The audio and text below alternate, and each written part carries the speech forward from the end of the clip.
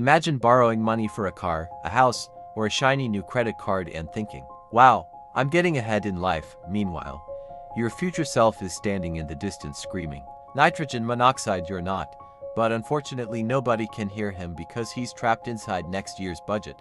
Welcome back to Wealth Lifestyle, the channel where we expose the financial truths most people discover only after their bank account starts sending distress signals. Now, let me ask you a question. Have you ever noticed how easy it is to spend money you don't have? It's almost suspiciously easy. Want a new phone? Approved. Want a bigger television? Approved. Want a luxury car that costs more than your annual grocery budget? Somehow approved. Modern credit is so convenient that people can go from "I'm just browsing" to "Congratulations on your new financial obligation" in less than 10 minutes. Most people believe credit is a tool for building wealth. Banks talk about good credit scores. Financial influencers talk about reward points. Advertisements make borrowing look as normal as ordering pizza. But what if the real game isn't what most people think it is? What if the credit system isn't primarily designed to make borrowers wealthy?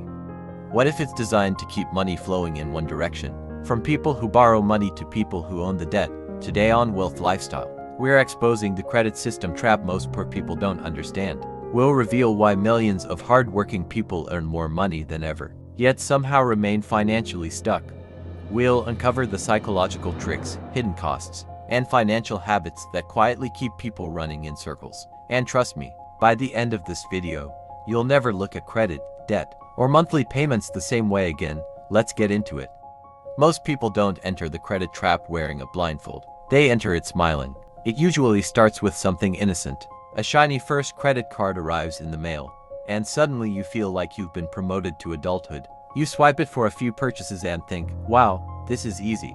Then comes the finance phone. Instead of paying $1,200 upfront, you pay just $35 a month. That's basically free, right? At least that's what your brain tells you while conveniently ignoring basic mathematics. Then life levels up. Student loans appear. Car loans join the party. Before long, your future income has more commitments than a celebrity during award season. The funny thing is that debt has a unique superpower. It makes people feel wealthier without actually making them wealthier. You drive home in a brand new car, blasting music and feeling successful. Meanwhile, the bank is sitting quietly in the background like a movie villain saying, technically, that's still my car. This is where the trap begins. Spending starts moving at the speed of your dreams, while income continues jogging behind, trying its best. Every new monthly payment seems harmless on its own. One payment is manageable, 2 are fine, 3 are okay. Then suddenly your paycheck arrives looking confused because it's already been assigned 15 different jobs before it even hits your account. The real danger isn't borrowing money. It's slowly building a lifestyle that depends on money you haven't earned yet. That's when debt stops being a tool and starts becoming a landlord that charges rent on your future. Let's be honest, if credit cards came with an alarm that screamed, "Warning, future you will be annoyed," every time you swiped, far fewer people would use them. But that's not how credit works. Credit feels like free money because it removes the most painful part of spending, paying. You walk into a store, see something shiny, tap a piece of plastic, and walk out feeling victorious. No tears, no heartbreak, no dramatic farewell to your bank account. It's almost magical. Imagine if every purchase had to be paid with cash immediately. Buying a $1,500 phone would feel like watching your wallet jump off a cliff in slow motion. But with credit, it's just $45 a month. Suddenly your brain says, that's basically free. Your brain, by the way, is sometimes a wonderful organ and sometimes a highly sophisticated toddler. This isn't an accident. Human beings are wired to prioritize present rewards over future consequences.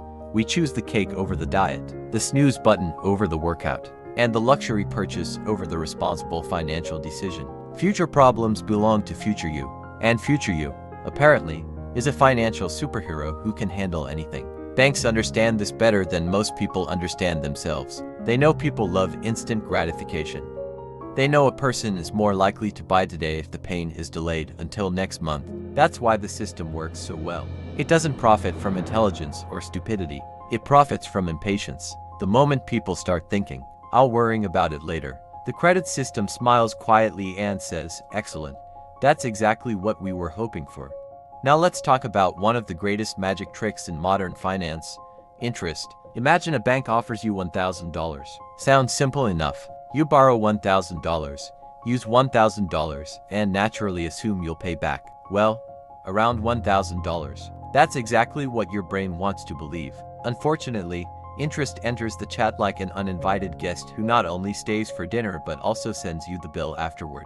The funny thing is that most people don't shop based on total cost. They shop based on monthly payments. A salesperson doesn't ask, "Would you like to spend $45,000 on this car?" That question would send people running faster than a cat hearing a vacuum cleaner. Instead, they ask, "Can you afford $499 a month?" Suddenly, everyone becomes a mathematician with selective memory.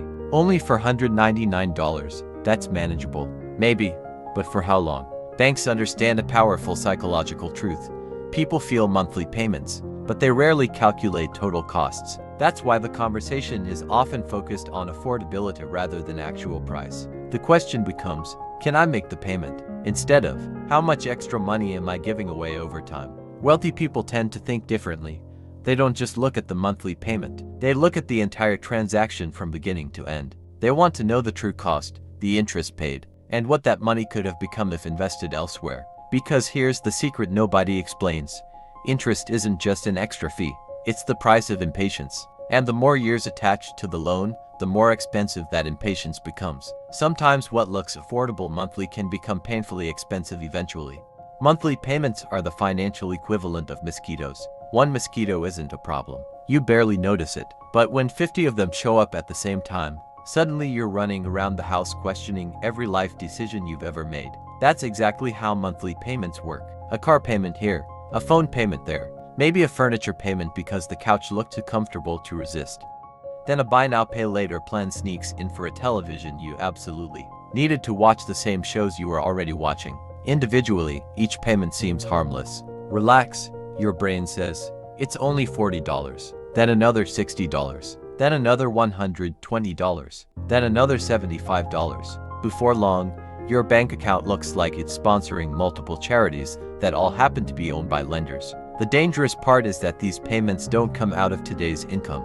They come out of future income. You haven't earned next month's paycheck yet, but somehow half of it has already been promised away. Think about how strange that is. You wake up, go to work, spend 8 hours dealing with emails, traffic, deadlines, and people who reply all to company messages. And a portion of your paycheck immediately disappears because of decisions you made 6 months ago. At some point, every paycheck arrives looking exhausted. It's already been divided, assigned, and claimed before it even reaches your account. The car wants its share. The phone company wants theirs. The furniture store is waiting patiently. Even that interest-free payment plan is standing in line with its hand out. This is how many people become trapped financially. Not because of one huge purchase, but because dozens of small payments quietly turn future income into money that's already spoken for before it's ever earned. Let's talk about one of the most misunderstood numbers in modern finance, the credit score. For some reason, society treats a high credit score like it's an Olympic gold medal. People proudly announce they have an 800+ score the way. Others announce they've climbed Mount Everest or discovered a cure for laziness. And don't get me wrong, a good credit score can be useful. It can help you qualify for loans, lower interest rates, and access financial opportunities. But here's where things get interesting.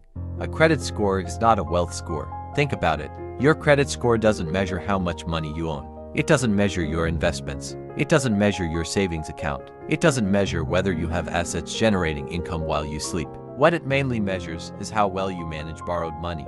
In other words, it's a report card on debt. That's like judging a person's fitness solely by how often they visit the gym parking lot. Imagine two people. The first person has a fantastic credit score because they've spent years borrowing, repaying, and managing multiple loans perfectly. The second person is a millionaire who owns businesses, investments, and properties outright and rarely needs to borrow anything. Ironically, the millionaire may care far less about their credit score because they have something more powerful: financial independence. The illusion is believing that creditworthiness automatically equals wealth. They're not the same thing. One tells lenders they can trust you with debt. The other means you may not need debt in the first place. A high credit score can open doors, but true wealth gives you the freedom to decide whether you even want to walk through them. And freedom has always been worth more than a number on a financial report. One of the biggest myths in personal finance is that wealthy people avoid debt completely. That's not always true. In fact, many wealthy people use credit all the time. The difference is that they use it very differently from the average person. Think of debt like a hammer. In the hands of a skilled builder, it creates a house. In the hands of someone making random decisions at 2 a.m., it creates a very expensive problem. Many people borrow money to buy things that lose value the second they leave the store. A new phone, a luxury car, furniture, designer items. The excitement is incredible on day 1. By day 30, the excitement has faded, but the monthly payment remains as loyal as a golden retriever. Wealthy people often ask a different question before borrowing. Will this asset make me money? Instead of financing liabilities, they frequently use debt to acquire assets, businesses, rental properties, investments that generate cash flow, things that can potentially put money back into their pockets. Imagine borrowing money to buy a machine that produces money. That's a completely different game from borrowing money to buy something that only consumes money. The average person often buys something and hopes it will make them look rich. The wealthy often buy something that helps them become richer. That's why two people can take on the exact same amount of debt and end up in completely different financial situations. Debt itself isn't the villain. The real question is, what is that debt purchasing? If the debt buys something that continually takes money from your pocket, you're carrying a burden. If it buys something that continually puts money into your pocket, you're building leverage. And that single distinction changes everything. Compound interest is often called the eighth wonder of the world. Unfortunately, nobody tells you that wonders can work for either side of the game. Most people hear financial experts talk about compound interest and imagine a beautiful future where their money grows while they sleep. They picture themselves relaxing on a beach while their investments quietly multiply in the background like rabbits with accounting degrees. And that's true. When you're investing, compound interest is your best friend. It's the friend who shows up unexpectedly with gifts, opportunities, and extra money. You invest a little, earn returns, then earn returns on those returns. Over time, the growth starts looking almost magical. But here's where things get interesting. Compound interest has an evil twin. The moment you become the borrower instead of the investor, the entire story flips upside down. Now the same force that could have been building your wealth is helping someone else build theirs. Imagine compound interest as a treadmill. When you're investing, the treadmill is moving in the same direction you're running. You cover more ground with less effort. But when you're buried in high-interest debt, the treadmill suddenly turns around and starts moving against you. Now you're running hard just to stay in the same place.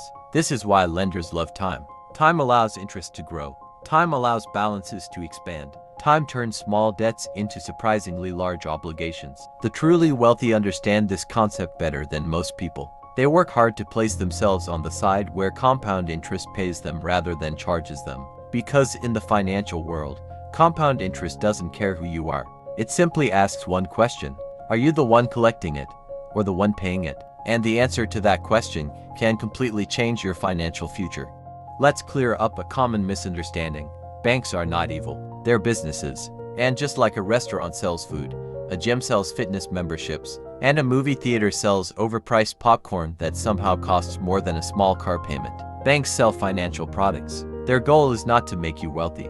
Their goal is to make a profit. Now, that doesn't mean banks are sitting in secret underground lairs petting cats and plotting world domination.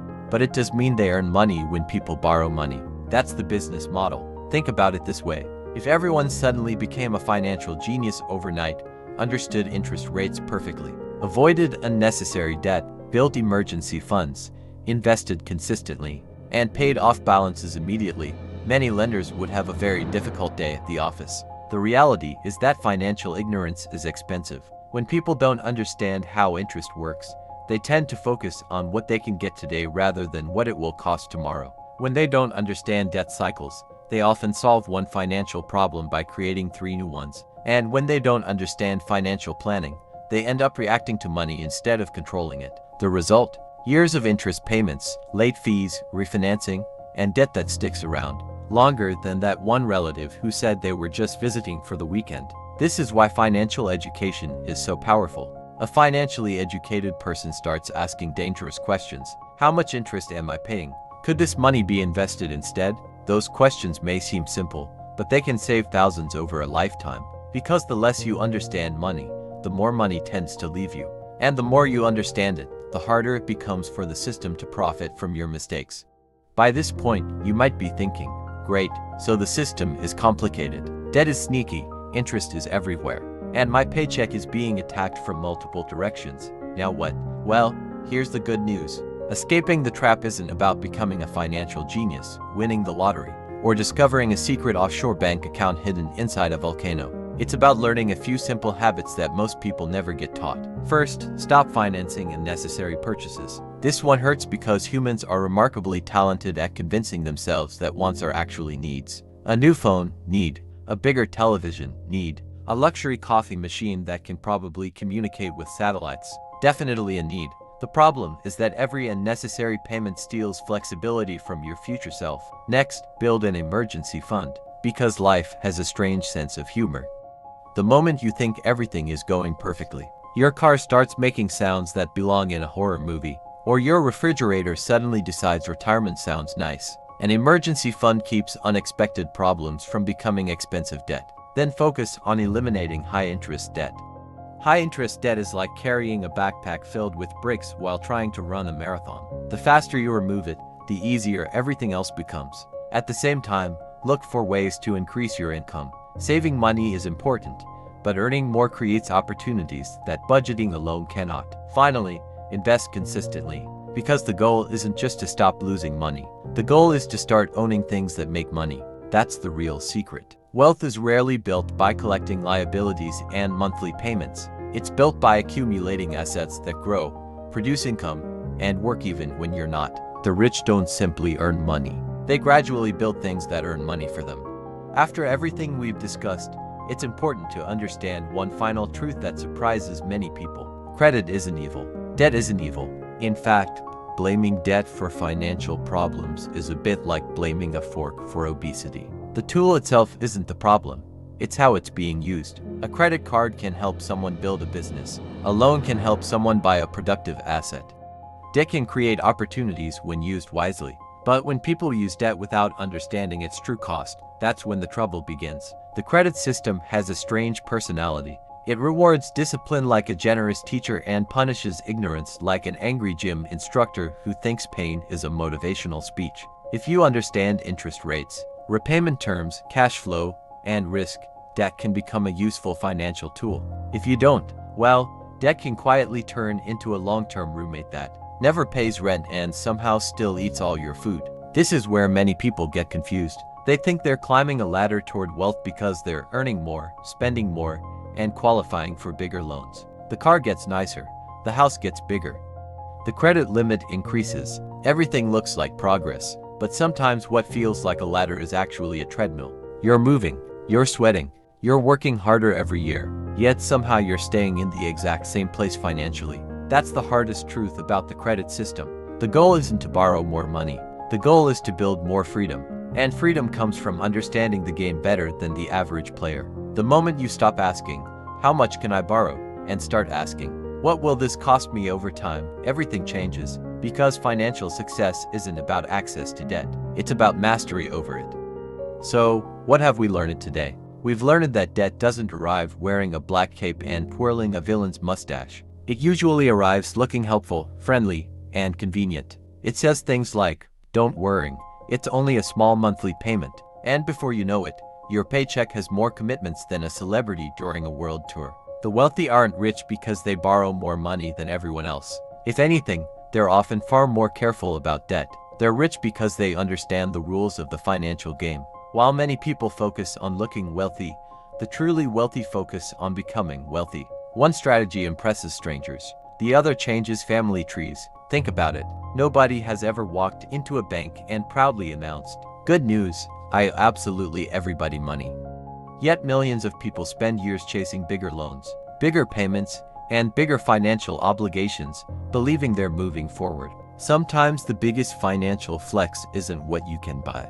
It's what you don't have to finance. If this video changed the way you think about money, debt, and the credit system, make sure to hit the like button, subscribe, and join the growing community here on Wealth Lifestyle, where we expose the financial truths most people discover far too late. And remember this, the fastest way to stop being controlled by debt is to start understanding it. Because your credit score might impress a bank manager for 5 minutes, but your net worth, your assets, your financial freedom, those are the things that impress your future self every single day. Thanks for watching Wealth Lifestyle. And until next time, Make your money work harder than you do.